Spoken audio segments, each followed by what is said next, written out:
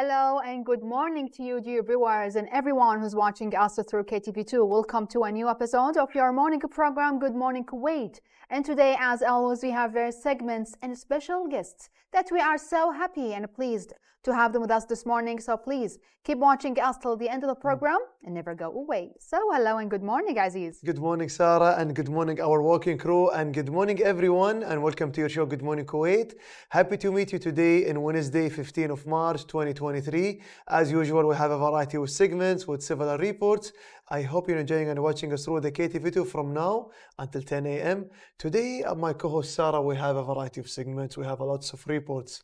And we have also a distinguished guest. We have a distinguished guest. We're going to talk about music, one of the most beautiful file here in our life. You know, music is really a good therapy for too many things. It has really that psychological point of view to all the human beings. So what about the music about you, Aziz? Do you love music? Yeah, music we consider, too many quotes said like music is a universal language. Yeah. And today is the last day of the Algerian Cultural Festival, 15th of March. So during all the days of the Algerian Cultural Festival, you saw and we already been in too many music events in Abdel Hussein Abdullah Theatre. Yeah, that's amazing. And for today, distinguished guest, we're going to talk about the cultural music, like each culture in all the whole world, it has its own music that really represent their culture, their language, their tradition through their music. That's really amazing.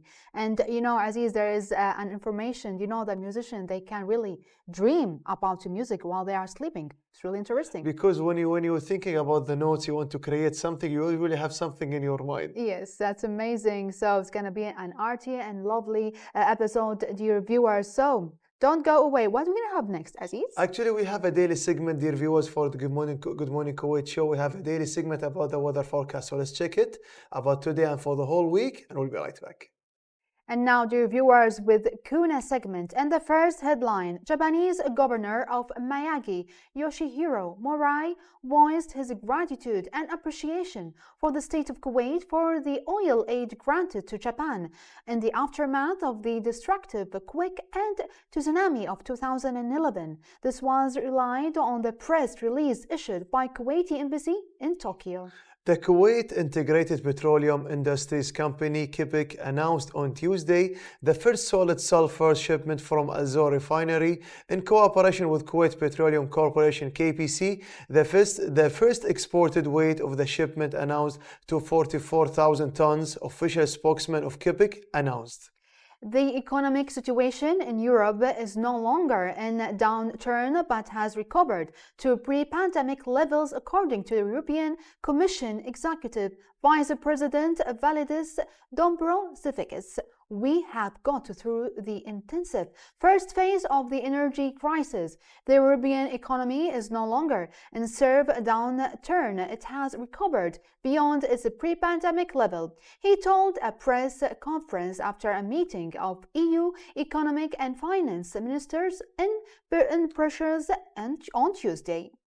Kuwait oil price went up by US dollars 2.13 to US dollars 83.78 per barrel, said the Kuwait Petroleum Corporation, KPC. The future contracts for the Brent crude and the West Texas intermediate already went down globally by US dollars 2.01 and US dollars 1.88 each, settling at US dollars 80.77 per barrel and US dollars 74.80 PB respectively. This is our news for today, dear viewers. Let's go to this tiny break, then we'll continue. Well, we came back, dear viewers, and we'll move on with our special episode for today. So, Aziz, have you watched the Oscars yesterday? Oscars, it was a huge event. Too many people already honored the new one. You know the good thing about this Oscar? Like it's like families gain again, families gather again. Too many people already get awarded. They've been actors long time ago in the early 90s. Yes. So the people who get the best actor and the best also the assistant actor, they used to be already, they've been in a film 31 years ago. And now they gathered in one stage and both of them they get also get honored. That's amazing. Actually, I missed the showing yesterday, but for sure I'm gonna watch the return. That, do you know, dear viewers, that roughly 18.7 million Americans turned into this year's Oscars. Actually, it's amazing, isn't it? And also this is going up to 12% from the last year's show. So let's watch this quick report about the Oscars. I'll be right back. So we came back again, dear viewers, with our first interview segment with our special guest for today, Professor Snaviper Hubert Batten. He's a musician. Professor Snaviper is a research of ethnomusicology on the continuity of war and peace, pluralism, cultural minorities, and applied ethnomusicology, and was the first musician with Yugoslav actually authenticity, and did a research for academic degree out of Europe in 1982. So, dear viewers, let's welcome together Professor Snaviper. So, hello and good morning, Professor. Good morning. It's a pleasure to be here. Thank you. It was really a pleasure and amazing to have you with us in Good Morning Kuwait. So first of all, you have that really deep and rich history, Professor. But first of all, our dear viewers would like to know more about yourself. So could you please introduce yourself?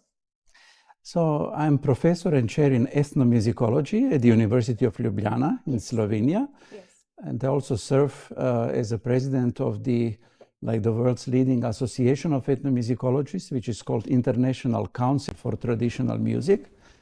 And I also serve as a chair of its study group on music and minorities. Mm-hmm. And I'm so happy to be in Kuwait. It is thanks to Mr. Ali Mahdi, a versatile musician who is the representative of ICTM for Kuwait. Yes. So you have been in this field from 80s till now. That's amazing, long history. So, yes. Yeah, it seems, you know, that I was a student actually until last year, but the time goes fast, and I'm very happy actually to be now in the position to learn about different cultures, different musics. And yes, and we are happy as well. We have such an idol of a musician, actually, for the new generation, especially for musicians. So, Professor, let's now enter or join the music field. Let's talk more about that. Why you specifically chose such a field? Well, I come from the musician's family. In what was Yugoslavia, my father was like a well-known composer, musicologist and educator, and my mother was also a music teacher, and so we used to make music together as a family. So thanks to my parents, I attended all the time parallelly like general and music schools, and then I was exposed to Western art music basically. Mm-hmm. And then later, you know, when I was even in the elementary school, I became interested also in popular music. Yes. And when I was a student, I became actually interested in ethnomusicology. Mm. I was lucky to go to do some field work in one village close to the city called Zagreb in Croatia, where I was living. Yes. And then I met an elderly musician, you know, who had maybe just a few grades of elementary school. Yes. And there was so much wisdom in this person. Mm-hmm. And then I just realized this is like a new musical world for me. Yes. My father was like a walking encyclopedia, and I was born actually in the city, in the center of the city. Mm-hmm. And then suddenly I went to this village and I found a totally new world for me. Yes. And this is how I decided then also as a student. Then I went to study in America and to other places and so, and I'm very, very happy to be an ethnomusicologist today. That's amazing. So you've been like raised in a really musician family, isn't it? Mm-hmm. And originally from Yugoslavia, isn't it? Yes. So it's really a capital of music, let's say, or it's not did you raised in a really capital of music around you, not only limited in your family as well? Oh yes, yeah. Well, there was lots of music going on in Zagreb. The capital of Croatia was kind of a capital of culture in many respects. That's amazing. And later I moved to Ljubljana, the capital of Slovenia, where I also live and teach today. Mm-hmm. And so I was happy that, and some of my major research was done in Kosovo, like in the southeast of the country, totally different culture with lots of Islamic influences, and so So I really got a very diverse kind of experiences. Many cultures. Yes, it's just within the same country. And then I went to Zanzibar to do my bachelor's thesis. Then I studied in Egypt for some time. Then I went, as I said, to America and to many other countries. And then, yeah, and then, you know, you mentioned some of the topics that I'm interested in, but also I had the pleasure, you know, to study music in Sri Lanka, where my wife is from Sri Lanka, and the United States, Australia, and some other places as well. Wow, so many cultures actually. So that's why you love, you actually professor in museology, isn't it? So it's really like, let's say, not a hard word, but we would like to know the division and the meaning of that word, Professor. Yes, ethnomusicology also means different things, maybe in different countries. Yes. But usually there is a definition that it is the study of music in its cultural context. Any music, so music wherever, whenever. And in some cultures, you know, it's more like traditional rural music. In some other cultures, you know, it's all music. And so one of the recent definitions that I also like very much is like, it's the study of people making music. Wow. But today, you know, this goes also to zoo musicology. So the expressions of animals, and so it's not exclusively and not necessarily only human in that sense. Yes, amazing. So in the introduction, Professor, we were talking about the ethnomusicology on the continuity of war and peace, pluralism, cultural minorities, and applied ethnomusicology. So we'd like to know the meaning of the whole sentence, actually. Thank you. I think these three topics that are major, let's say, in my professional life, have really some sense of continuity.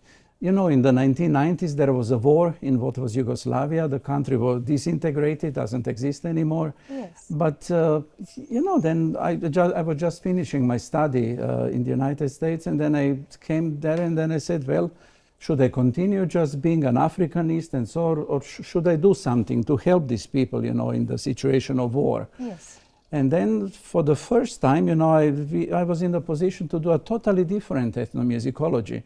So it was not like the study of music in the countryside, it was not study of music in urban setting, but you know, I interviewed, for example, people in shelters, soldiers, music producers under such special circumstances, internally displaced people, refugees.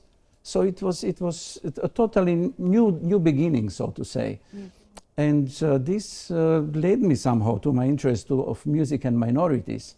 And when I say minorities, of course, we have to know that they are very important for the social harmony, so to say. Yes. And when I say minorities, I don't mean only ethnic or religious or lingual minorities, but also economic minorities, social minorities, people with special needs, and there is more. Wow. Yes. And finally, this led me to what we call applied ethnomusicology, in which we try to somehow use our knowledge, our understanding, and our skills for the betterment of the world.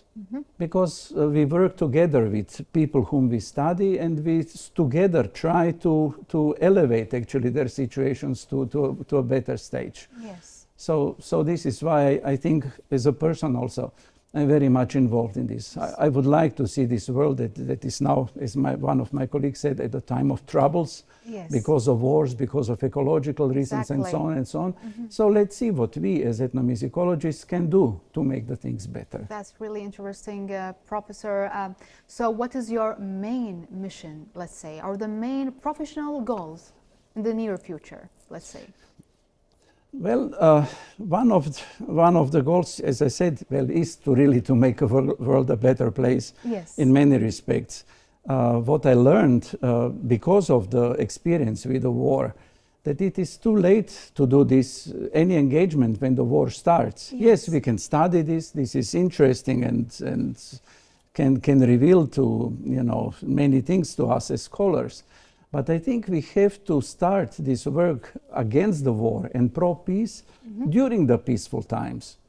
Because we know the human history is really like the exchange of war and the peace kind of situations. Yes. And if we start in time, so to say, promoting peace and peace as a value, I think we have much better potential.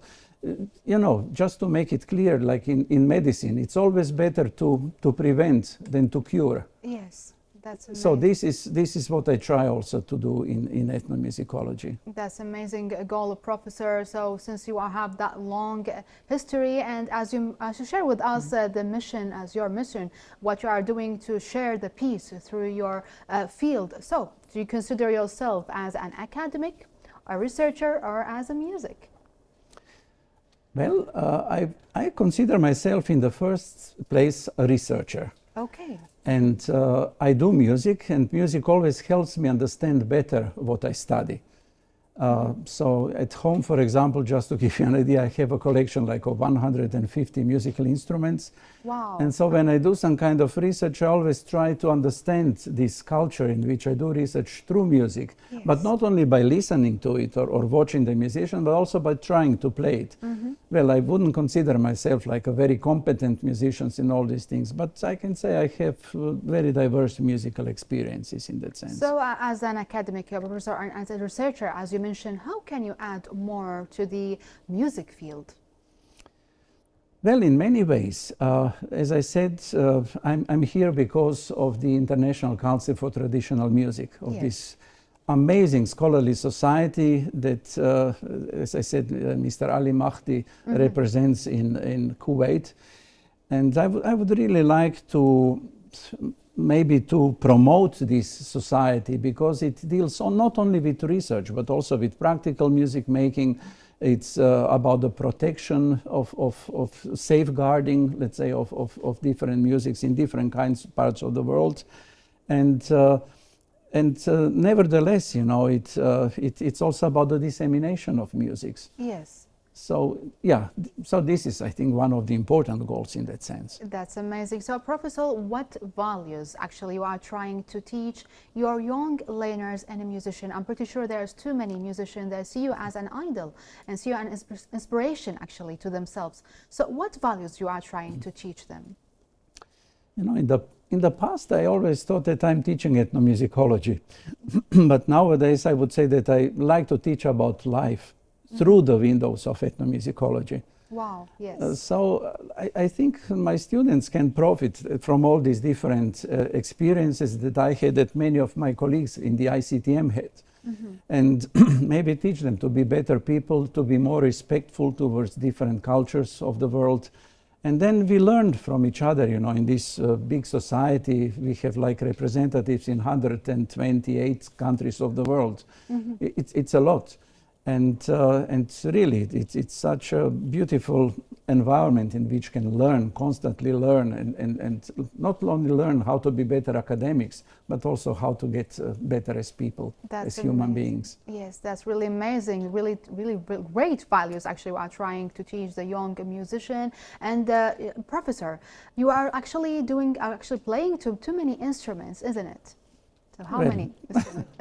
Well, this collection is very big, as I said, about 150. Yes. But then there are some instruments that are easier and more difficult to play. Really? So since we are in the Arab world, I will just share a little experience with you, if I may. Yes, please. One of the most difficult instruments in my life that I try to play is ney. Ney, oh, yes. Yes. And when I was in Egypt, I had an excellent teacher, and he played with Kulthum, you know, in her ensemble. And then he said, well, why is it so difficult for you, you know? So playing the oud was much easier for me. Yes. But ney, you know, you have to economize, you know, with the air and so. And then I really found ney is so. I'm still trying to master it to whatever extent I can. So you love the Arabic music, actually. Oh, I love Arabic music, by all means. So yes. your favorite is Kulthum, let's say? Or yes. do you have other? Well, there are many. I like Farid Al-Atrash, for example, wow. and also I love some Asmahan's pieces. And Goldies, actually. They yeah, are really the Goldies, yes. Yes. Muhammad Abdul Wahab is also, and also Sayyid Darwish, you know, if you go also further to the history and so. Yes. And Warda, for example, sometimes. So what is your favorite instruments ever? Well, I started my life as a cellist. Okay. And then I played French horn for some time, but today I'm really very much open to different instruments. And with my students, I do sometimes Thai music or, you know, very different. We play anklungs, for example, and oud is also, for example, one of my beloved instruments, I have to say. That's amazing. So, because you are a professor and you have that really good taste about the music, especially the Arabic music, as you mentioned, Kulthum, Farid al-Atrash. So, I would like to know your opinion about the recent, actually, music. We are living in this age, actually. What's your opinion about that? Well, music changes, you know, and of course, and we have to accept these changes and see how it is. But what I teach my students is also that music is not only an art. Music is also a tool. And as I said, in applied ethnomusicology, we really think of music as a tool to achieve something good. Yes. But we also have cases when music was used as a means of torture, you know, let's say during the war, when people were forced to sing the songs against their political leaders, when, let's say, the city of Sarajevo was besieged, you know, then these forces around the city just play through the loudspeaker some kind of nationalistic songs, you know, so that people suffer not only grenades, but they suffered also from some kind of music they didn't want to hear. So there are uses and misuses, like everything in the life. Also, music can be used as a tool, but we use it for good. Yes. For sure, use it for good. It's really, as you mentioned, music as a tool, and also presents the culture of the country. So, since you are being here in Kuwait, for how many days you've been here in Kuwait? For 2 days. 2 days only. I would like to ask you about the music of Kuwaiti music as well, because we have that such a Goldie, such as Abdelkarim Abdelkader, one of the most singers here in Kuwait, and has that music actually, and the taste of the music, the lyrics, and much more. So, I don't know if you haven't heard about it. Yes, but for example, I liked in particular my host is, as I said, Mr. Ali Mahdi, who is a specialist in sacred and spiritual music. And now in ICTM, we established recently a study group. It's called Sacred and Spiritual Sounds and Practices. So it brings together very different religions from different parts of the world. So I think it's a wonderful also environment and yesterday, actually last night, I have to say, he took me to a Maulid. Oh, okay. And this communication between the singers and the audience, the performers and the like participants, it was so communicative. And then people of course participated with clapping, with shouting, and so I like this kind of musical events when you don't have like a performer in the audience, but you really have people who feel the music. Feel the music. So it was really a very nice experience for me last night. Yes, that's really amazing. We can see in the screen, Professor, one of the instruments. We'd like to know or explain to us what this instrument actually. I cannot. Okay. Are these drums? It's like we call it in Kuwait, I think, marwas, which is one of the drums here in Kuwait. It's like entered and joined too many like songs and traditional songs, especially the one who are like drivers, like the divers in the sea back then, like in 100 years ago. Pearl divers. Yes, pearl divers. They used to do that. We call it samra, we call it marwas, and like we call it bahri or samri. Some people they call it. It's one of the Kuwaiti traditional. Yes. You know, and also I saw in the museum, close to the hotel where I stay, also some recordings, and then I saw also musicians on the boat when they play the drums, actually. One very old black and white photograph. Yes. You know, so it's... And recently, when I was in Sri Lanka, you know, also participated with the fishermen, for example. So we were just taking the nets, you know, you know, to this beach and so, and they sang, you know, at the time. They sang, and I very much like this kind of work songs. And also the pearl divers also had their own, of course, songs, and so it's. Yeah, that is a concept of the music that encourage them, that give you the spirit of the main, because any circumstances, even when they are actually working, as you mentioned. By all means. That's amazing. So what does influence you the most, Professor? Can give you the inspiration to keep you moving, actually? I think it's people. I love people.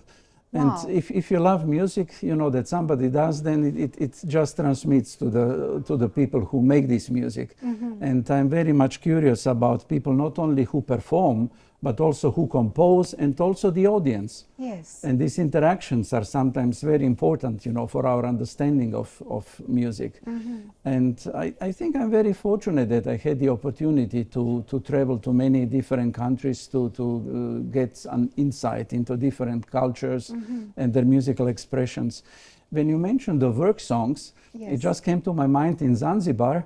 You know, I just was walking through the forest, like, and then I heard some singing, and then I came closer, and then I saw this was the coconut bearer, you know. Yes. There was a person just climbing up the palm, and then he was singing, and then he came to the top, and then before he started cutting the coconuts, you know, then he made an aria. It's a very, very nice, beautiful kind of musical expression. Yes. And then in this recording that I have made, then you can hear the coconuts falling down. Yes. You know, and then he sang again, like out of happiness because the job was done. Wow. And then he was going down this palm tree.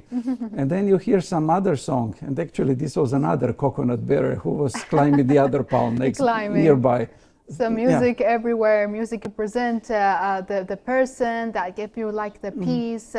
You know, it's good for mental health as well, and really it's an essential part of our lives. We can't live without music. And as you, Professor, thank you so much for being here with us. You are really a good person. Thank you for being here in Kuwait, and looking forward to have you another episode, inshallah. Thank you so much. It was a great pleasure. Welcome. So thanking and appreciation our dear guest, Professor Snafipur Hubert Patton. He's a musician. So, dear viewers, don't go away. With the presence of the excellences from public and private sector and the excellences ambassador from friendly countries, the competition held in Kuwait Boxing Federation ring. So, dear viewers, let's watch this report together, and they'll be right back to you. Well, I think it's going good. I have seen a few Kuwaitis doing, I think, an important job. I think they are fighting tough. And I think we saw good sport, good competition, and people are enjoying so far. I think it's a good night so far. Things are going good. I think they have good technique. I'm not really a big expert in boxing, but I think they have good technique. Some of them, of course, better than others, but I think it's good level. I met just the head of the Federation of Kuwait here, and I think I told him that they are doing a good job in terms of promoting this sport in the country. Here I am mostly, apart from helping and promoting also sports in general in the country. That is something that we would like really always to do as a Spanish ambassador, because there are two Spanish fighters. One is in boxing. I think it's coming from Galicia. Olmo Trujillo is coming from Galicia, and there is a Muay Thai representative as well from Spain. He's from Tenerife. I think both are good in their categories, and we're going to see interesting combats tonight. And I think it's good for the sports in general. It's good for Kuwait. I think Michelle Fash is doing a good job in terms of organizing, promoting, and collecting people, sponsors, and interest of so many. I think that's good, and that's why also we are very happy to be here. Supportive also on the side of the Spanish side. I'm really happy to be on the part of participate of the event. Everything very organized, everything wonderful. The environment is very lovely here. And also, how do you see the level of the competition in the state of Kuwait, sir? Well, for the beginning, it's not very good to start with. I believe there is a brilliant future for Kuwait boxing is coming, inshallah. Thank you. We've tried our best. We worked hard on this since the past few months. We hope we can make Kuwait proud. It was our goal to make our first world title in Kuwait and WBC world title in Muay Thai. We have world-class fighters, boxers, such as Jimmy Kelly and Kurbanov. Jimmy Kelly is holding now a record of 27-4, and Kurbanov is 24-0. One of the top fighters in the world, and I believe they will be having an amazing exhibition. I hope everybody can enjoy it and see what Kuwait can bring to the table. Point on the state of Kuwait, we like to thank all the singers from the old GCC countries to sing with this, like we call it. You know the good thing when about the national songs, my co-host Sarah, when you sing something about the country, it comes from their heart to the people's heart. Exactly, and always national music and national songs give you the spirit of nationality. And we just finished the celebrations, the national celebration, but some people they are still celebrate of being the pride of being a Kuwaiti until the end of this year. So may Allah protect our lovely land, Kuwait. So, Aziz, today we have too many segments, too many reports. We've talked about music and the importance of music. And with our dear guest, the professor, he spoke about how music can really present the peace and prevent the war. And as he mentioned, he loves people and he loves peace, and how that's why he presents through his music how to spread the peace for all around the people, for too many countries, too many cultures, which is really amazing, Aziz. And in addition, the art and literature and also the music, they are all universal languages for all around the world. Yes. If you want to see the people's history, you can see through their art or from their art. Exactly. So when we spoke about the national songs, I know there is too many competitions these days. People are coming from the GCC and even the state of Kuwait to represent our country for the best. Yes. So we have also another report about one of the competitions, Sarah, when it comes of the cars. Exactly, Aziz. Muzawahi Neguwinya is a part of a club that encourages youth to build their own bikes and learn tricks. And now they already perform for the crowds aimed to the squid of the car tires, and also an arena on the outskirts in South Africa's Johannesburg. So let's watch it together. I will be right back. Too many reports, dear viewers, too many competitions. We saw the boxing competition in Kuwait and also the riding competition in Johannesburg. Too many competition and rides. Nice.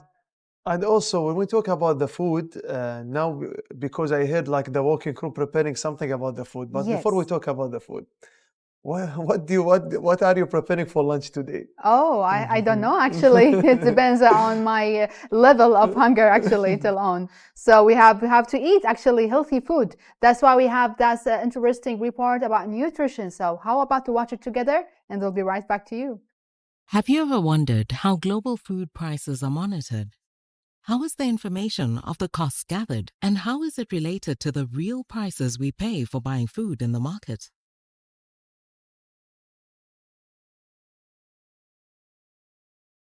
The FAO Food Price Index, which has become the benchmark for tracking changes in international food commodity prices, is a monthly price index produced and published by the Food and Agriculture Organization of the United Nations. The index was first introduced in 1996 as a public good to help monitor developments in the global food commodity markets. The index tracks price developments from 5 broad food groups, namely cereals, vegetable oils, dairy, meat, and sugar, using almost 100 price quotations taken from leading exporting countries. It covers 24 food commodities that together account for 40% of global gross agricultural commodity trade. These food commodities are chosen for their high strategic importance and role in global food security and trade. Prices in the various sectors are combined using trade weights calculated from average export values over a chosen 3-year base period. FAO also calculates the index in real terms, using a generally accepted deflator, allowing users to compare prices over time. The annual price index series is available all the way from 1961. This effectively empowers nations, communities, and individuals to remain totally informed regarding food price inflations and cost trends, as well as the current state of the food market. While the prices measured are not those that consumers find in their local markets, the focus is on export prices of staple food. Items offer information on import costs, as well as guidance for many stakeholders. This helps guide decision and policy making, aiming to promote global food security and, as a result, a better, healthier future for all. It was really an interesting report, dear viewers, about the nutrition, and we can see that organic fruits and vegetable. I think this is South Africa, isn't it, Aziz? Especially in the people in the Africans, you know that this big continent, they have too many, like a huge variety of, we call the fruits and also vegetables. So when you spoke about the price of the vegetables and fruit, you will see like it's like the economic is different between this and there because of the shipment. Exactly. So it's good to see like the quality of the food represent the quality even for the price. So when we speak about the price and the quality, we speak more about the quality of the beans also. The beans and the coffee for sure. And because we are heading to Ramadan, I know the coffee-holic people actually they start to stop actually like slowly about drinking coffee and tea as well. But let's talk about coffee, Aziz. So what is your favorite coffee? Latte. Latte. Okay, yes, so you love with milk and some sugar as well? No, without sugar. Without sugar, it's really much better. So, dear viewers, let's talk and watch this report about coffee, and they will be right back to you. Hello and welcome to you all, ladies and gentlemen. Today, we'll be taking you for a tour into a whole new world, the world of coffee. Whenever we think of coffee, we think of the drink itself. We think of the taste of it, the cream and sugar that we'll add to the drink. But we almost always overlook the brewing, the beans that are being handpicked, the seeds, and all the hard work that goes on behind the scenes. Let me give you an interesting fact. Did you know that coffee is the most popular beverage right after water? I don't know about you, but I'm not shocked by looking at the number of coffee shops we have here in Kuwait. And also, did you know that your coffee bean takes on a whole journey before going to a roastery and then ending up in a cup for you to sip? Today, we're going to go on together to uncover this journey, and then we'll be right back to you. So today, I'm here with Alfred, who's going to educate us about the whole behind-the-scenes operation of coffee. Alfred, can you tell us, how does it start? Okay, sir. So let's start about the coffee. When did it start? So coffee cherries are from the seeds of the coffee plant's cherry. Oh, wow. So coffee beans, you're telling me that they're actually a fruit. Yeah. So we've been eating healthy or drinking healthy this whole time. Okay, Exactly. interesting. Fun fact for me. Fun fact. And then, And how does it, what happens after that? How are they picked? Are they picked by a machine or is it handpicked by people? What happens? okay, so they pick coffee cherries are mostly handpicked, while the other same cluster are already red and ready to harvested. While some of beans, green and yellow, need more time before to harvest it. Okay, so the color is the determining factor for us of Yes. when to pick Exactly. the coffee seed itself Exactly. at that time. Yeah, it depends on the color, but usually some of them they pick the green one, but most of the farmer they harvest the red one. So because it's there is a more tasty the coffee beans. So the tastier the coffee Yes. bean will be, then that means it Yeah, should it be depends to the red. color. Yeah. It should be red. So after picking out the seeds, we come to the next stage, which is Harvesting. okay. Yeah, you know that harvesting it takes more than couple of weeks. So it doesn't happen instantly. Yeah. It's not like I It's just not- can. Yeah, it's not like just pick a fruit and then you can sell it. It's not. There's more process about that. I see. And then after that harvesting, let's proceed to pulping. Okay, what is pulping? Can you tell me? Pulping, yeah, it's after you pick the beans or harvest, you just remove the skin and then some dirt like that. Uh-huh. Whatever is attached to it, whatever is left over still from the previous stages. Yeah, because you need to be careful to clean like that. So now we're almost at the end line. I'm really getting excited. I think I'm tasting the coffee right now. Can you tell me what comes after the pulping? After the pulping, you just put in the concrete slab and then you put under the sun. So it will takes 3 days to make it dry. And then after that, it's almost finished. No, we will put inside the sack and then we will separate to all shops. So you heard it here, ladies and gentlemen. This is how you get your coffee, and everybody gets it around the world. A simple drink, yet with a very complex process that is behind it. Arabica or Robusta, single origin or mixed blend, all coffee styles that we all love and drink every single day. And before anyone tells me that they don't drink coffee, did you know that almost 1 billion people worldwide drink coffee every single day? Quite shocking, right? The coffee topic is very big and vast, and we cannot cover it all at once. But we really hope you learn something from this segment. And until next time, have a drink, have a coffee. Thank you. Well, thank you. Our colleague Anas Al-Haddad was really an amazing report about the difference of the beans and the coffees, and it was lovely. I can smell the coffee from the report, isn't it? You know, the good thing about some reports, especially about the people who are skilled, would like to thank our co-host and colleague Anas Al-Haddad. The performing you already said, and the place already being even, would like to thank the working crew. Yes. The shots they talk, the editing, the directing, you feel like you are with them, like you are with the barista. Exactly. Yeah, it's funny. It's lovely to be working under the scenes, to see people how they are working in their job. That's amazing job about being working with coffee and smell the coffee every day. It's amazing. And as you mentioned, Aziz, we have too many different, coffee, and some people, they love latte, as you mentioned, mocha. Some people, they have a really pure coffee like espresso and Americano. So we have too many coffees, and also we have too many segments and reports, but not for today, for the next episode, dear viewers. So, dear viewers, I hope you enjoyed our episode as much as we did. See you for the next one, and have a happy Wednesday. Bye-bye. See you tomorrow. Have a good day.